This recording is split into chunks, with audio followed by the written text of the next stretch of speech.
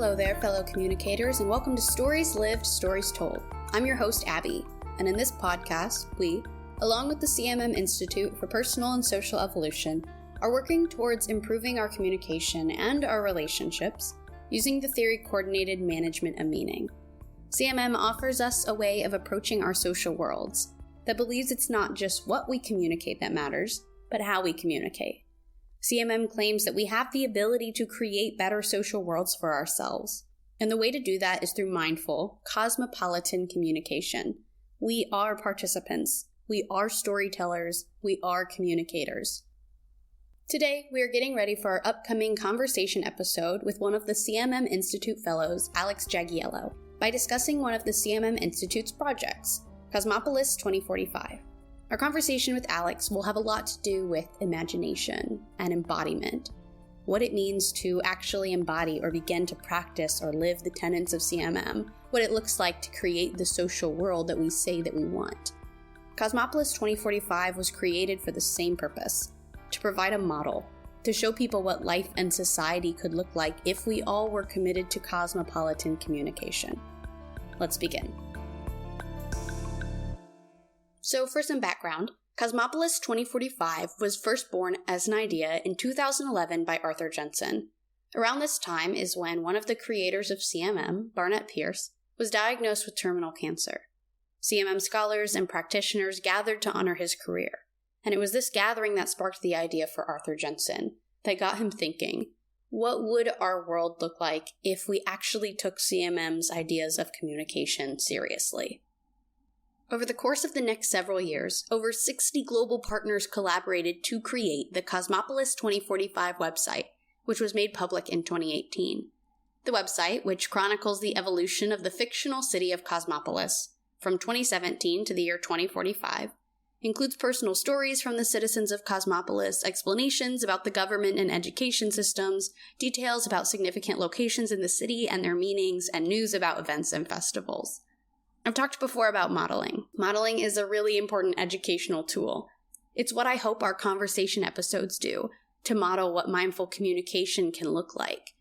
And it's important because it's hard to do something you've never done before if you don't know how it's supposed to look. Like doing a puzzle without seeing the picture.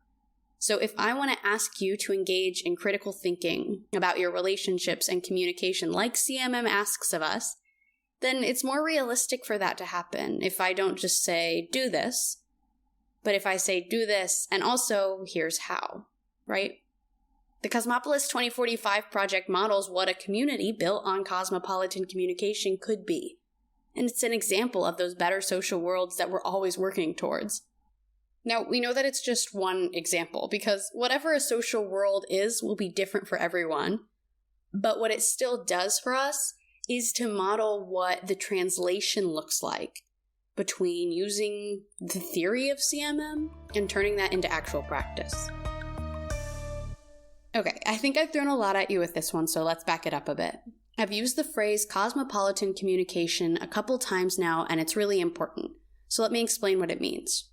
So the technical definition is that cosmopolitan communication is a form of communication that acknowledges differences and orients us to the means of coordinating our actions across these differences that truly matter and have significance for each of us. Let's break this down. In his book, Communication and the Human Condition, Barnett Pierce wrote that in addition to the cosmopolitan form of communication, there are three notably less desirable forms: monocultural, ethnocentric, and modernistic communication. What each of these forms did was to establish an us and a them, meaning that one culture or one way of doing things was deemed the right way, and in some cases the only way, and that the them or the other was villainized or belittled or disrespected in some way. So while these forms of communication sought to establish an us versus them, a right and a wrong, a good and a bad, cosmopolitan communication, on the other hand, rejects those value labels, right? If we're giving the label of good or bad, that's assigning a value to it. Instead, cosmopolitan communication is about coordinating different ways of being human, right? Not saying that any one way is better or worse, just different. Starting at the point of acknowledging that there's a difference and going from there to find the best way to coordinate those differences. My favorite way to put this is how Arthur Jensen and Robin Penman describe it in their book, Making Better Social Worlds. They say that cosmopolitan communication means that we can be profoundly open to, respectful of, and appreciative about other ways of being without giving up our own deeply held beliefs and values. I think the emphasis on openness and respect is what's key here. I think these are two things that we really struggle with in our communication and our relationships. They aren't easy things to do.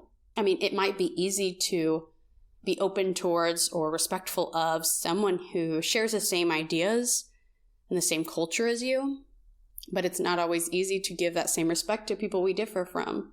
And it's not purely from we're coming always from a place of malice, but generally just a lack of understanding even can lead to that lack of respect and openness and appreciation.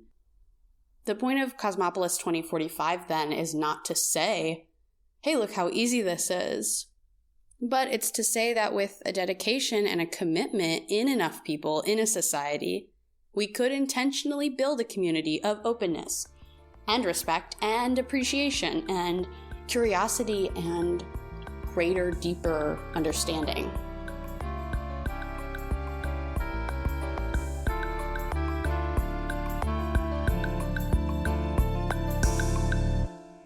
I'll include the link to the Cosmopolis 2045 website so you can check it out more on your own. It's definitely something worth spending time with to spark some new ideas or thoughts about what's possible as you bring CMM into your life and community. But what I want to do right now is read to you the questions that are the first thing you see when you open the website, because they're important for setting the tone and understanding the whole purpose of the project, and they're also good questions to be asking of ourselves. So under the heading Cosmopolis 2045, Imagining a Better Social World in Which Communication Matters, are these 4 questions. What if we treated our relationships with people as if they mattered? What if we took communication seriously as the essential process in which we create our social worlds? What if we engaged and actively encouraged one another to engage in personal and social evolution? What if we built on social change initiatives happening now in real time all over the world? What these questions are asking you to do is to imagine. That's what's implied with the what if. We're saying, imagine if we treated our relationships like they mattered. Imagine if we took communication seriously. Imagine if we engaged in evolution. Imagine if we embraced social change. So, in a very literal sense, we have to use our imagination to create these new things, these better social worlds. Maybe we take that for granted. The role of imagination is that most of the time the better social worlds we're working towards don't yet exist. And so they will require imagination to create. That imagination and creativity innately go hand in hand. Because if to us a better social world looks like cosmopolitan communication, if it looks like openness and respect, then the way to get there is through this imagination and creativity. That is what we can take from Cosmopolis 2045. Let's look a little closer. The main parts of Cosmopolis 2045 are the personal stories, the city functioning, and the community happening pages. These are all really good levels to look at and to pay attention to if we're trying to get a sense of what does intentional cosmopolitan communication do and how does it actually transform a community? Because you can see it on a personal level and a social level. And this is the genius of the project and really of the whole theory. I mean, the name of the institute that works to promote and teach CMM is the CMM Institute for Personal and Social Evolution. Some other comm theories don't address the social evolution part, and some sociological approaches don't address the personal evolution part. We need to see how both work together, though, to have a complete understanding. So, Justine Jones is the name of one of the Cosmopolis characters. On the website, they have written out a personal account of her experience of living in Cosmopolis. And again, all of this is fictional, but the hope is that it doesn't have to stay that way, right? That by telling stories like this, even fictional ones, that we could start to imagine and then actually create these kind of social worlds through having a model and having a script in some ways of what's possible. And the thing that makes Cosmopolis 2045 such an important resource is that it is well researched and was designed with care and intention. And to me, that's totally evident by the website itself and the fact that it was worked on for 7 years before having a final project, and that the people collaborating to work on it took the time to intentionally include so many voices. You know, they aren't just throwing out random suggestions of what could be. We really do know things about the effects of how we communicate. And the people who designed this website and this project know things about the effects of how we communicate. And they know the differences on our society it could have if we started paying attention to that.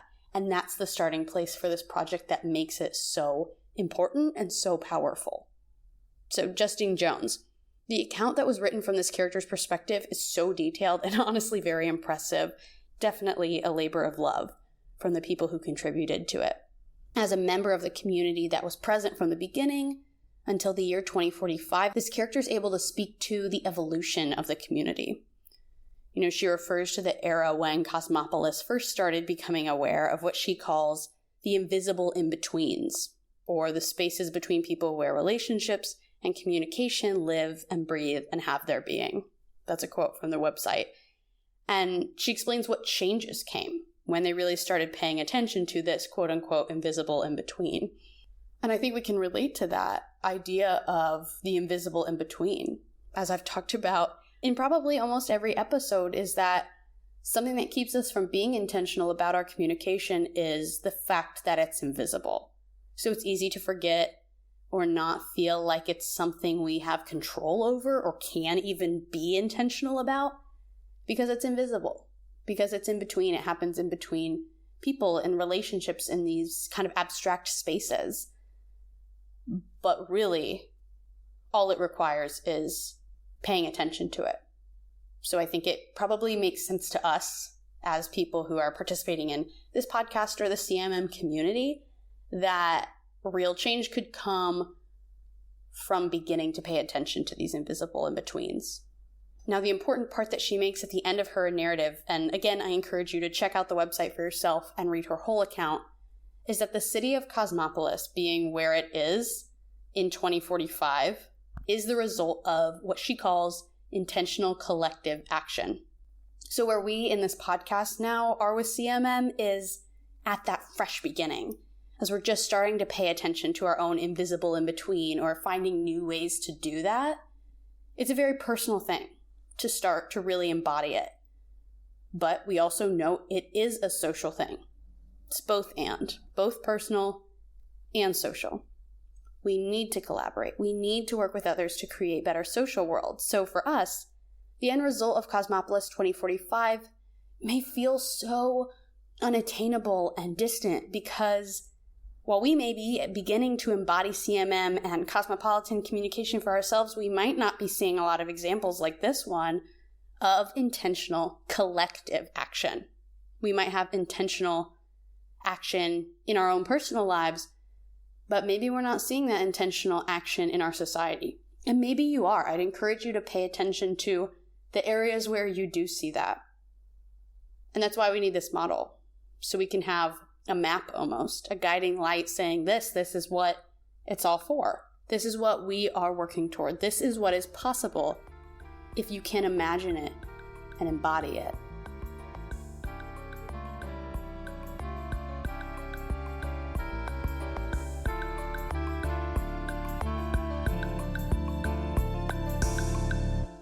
And it extends.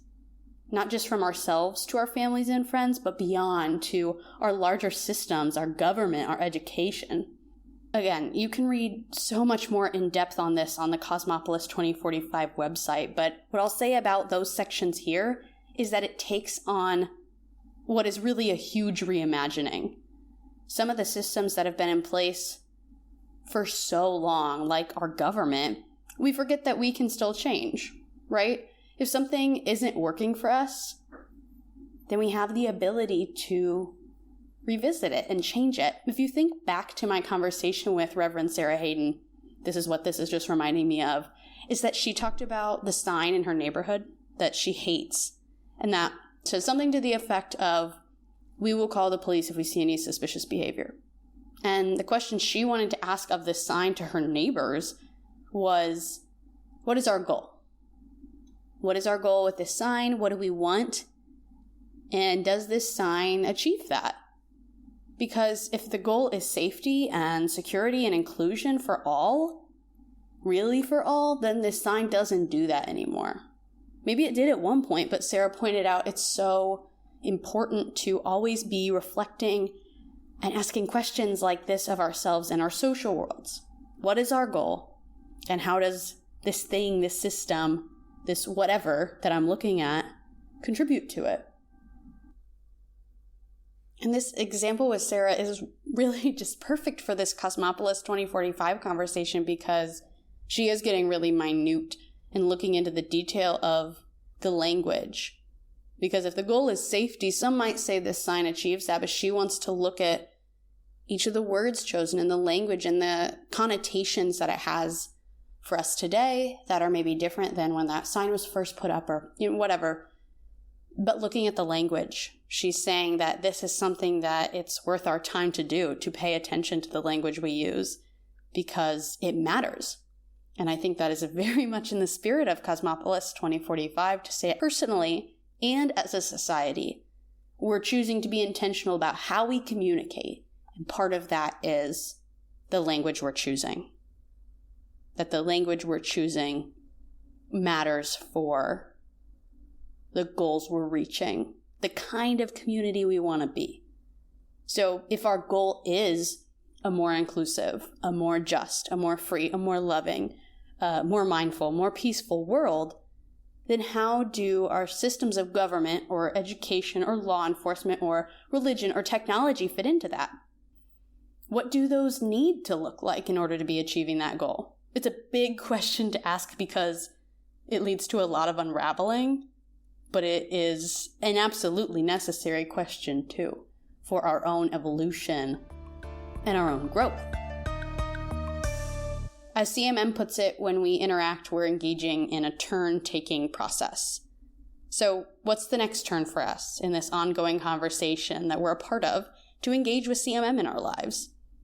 Today, the next turn I'm going to leave you with is to check out the Cosmopolis 2045 website.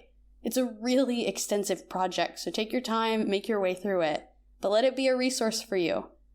Our next turn is to extend our personal evolution into a social one. And Cosmopolis 2045 is a great way to start heading in that direction.